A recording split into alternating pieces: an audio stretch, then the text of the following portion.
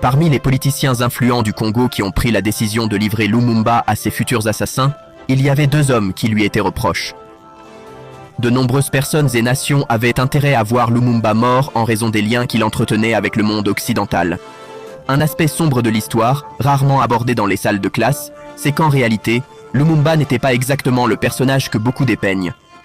Loin d'être un simple Congolais ordinaire, il a été victime d'une réaction excessivement alarmiste parmi les factions africaines rivales, peu après le départ des Belges du Congo. En fait, il a été assassiné par une sinistre alliance menée par la CIA, le gouvernement belge, le MI6 et des Congolais grassement payés, le tout se déroulant pendant l'intense guerre froide des années 1960. Aujourd'hui encore, les guerres du Congo gardent une grande importance géopolitique en raison de sa taille, qui représente un quart du territoire des États-Unis et dépasse celle de toute l'Europe occidentale.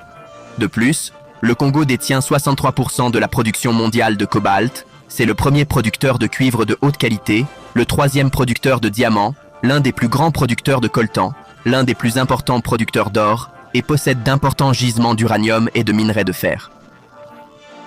Cette immense richesse naturelle rend le Congo extrêmement attrayant. Un rapport de la CIA, daté de septembre 1960, décrit Lumumba comme un orateur charismatique et passionnément engagé pour l'unification du Congo sous un gouvernement central fort. Il affirmait que ses intérêts étaient alignés sur ceux du peuple congolais et se présentait comme un nationaliste qui ne cherchait rien de moins que l'indépendance totale et le contrôle complet des ressources naturelles pour améliorer la vie du peuple congolais. L'idée que Lumumba était étroitement lié à l'influence soviétique au Congo n'était pas seulement une conclusion des services de renseignement, mais découlait aussi de la croyance générale que toute nation, tout ce qui était de près ou de loin associé à l'Union soviétique était vu avec méfiance. L'Union ou la Chine était reperçue comme étant sous l'influence du communisme. Le Congo n'était qu'un obstacle de plus à l'expansion du communisme, et la CIA était déterminée à garantir la loyauté envers l'Occident. Même en pleine guerre froide, Lumumba s'était engagé à maintenir une position neutre.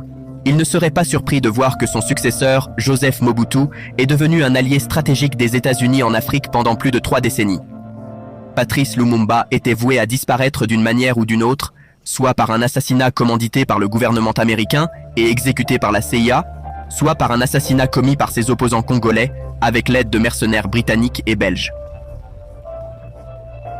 Cet événement ne choquerait personne.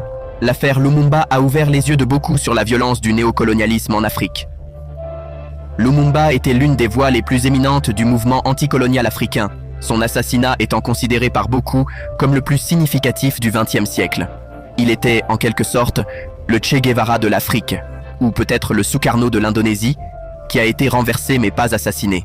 On pourrait même dire qu'il était le Malcolm X africain. Lumumba était une figure imposante et énergique, avec une aura révolutionnaire qui a été étouffée avant qu'il ne puisse vraiment exercer son pouvoir.